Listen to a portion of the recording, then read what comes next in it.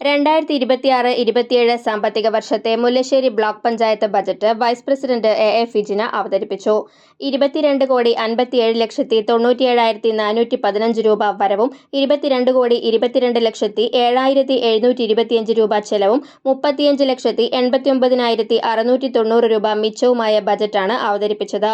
കാർഷിക മേഖലയ്ക്ക് മുൻഗണന നൽകുന്ന ബജറ്റിൽ നെൽകൃഷി വികസന പദ്ധതി വഴി 35 ലക്ഷം രൂപയും, പാർപ്പിട മേഖലയ്ക്ക് 2,12 ലക്ഷം രൂപയും, വനിതകളുടെ ഉന്നമനത്തിനായി 31 ലക്ഷം രൂപയും, കുട്ടികളുടെയും വയോജനങ്ങളുടെയും ക്ഷേമത്തിനായി 60 ലക്ഷം രൂപയും, ടൂറിസം വികസനത്തിലൂടെ യുവാക്കൾക്ക് തൊഴിൽ ഉൾപ്പെടെയുള്ളവ ഉറപ്പാക്കിക്കൊണ്ട് 1 കോടി രൂപയും, ആരോഗ്യ മേഖലയിൽ 75 ലക്ഷം രൂപയും, ഊർജ്ജ സംരക്ഷണ പദ്ധതിക്കായി 20 ലക്ഷം രൂപയും വകയിരുത്തിയിട്ടുണ്ട്.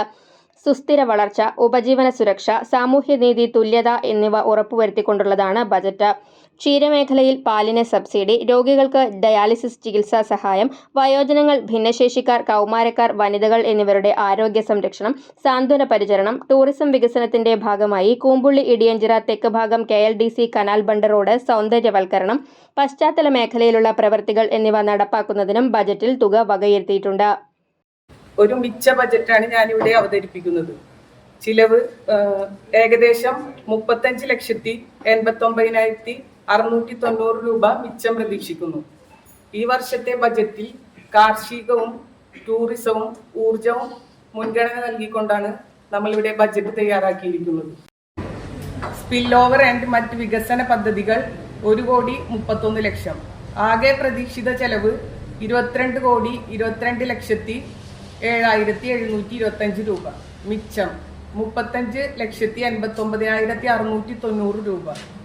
2026-27 സാമ്പത്തിക വർഷത്തിൽ പ്രത്യേക മേഖലകൾക്കായി വകയിരുത്തിയ തുക: ഉൽപാദന മേഖല 58,86,480 രൂപ.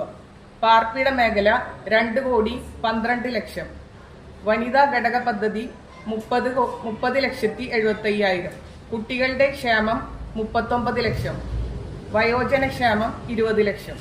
ഇത്രയുമാണ് ബജറ്റിലുള്ളത്.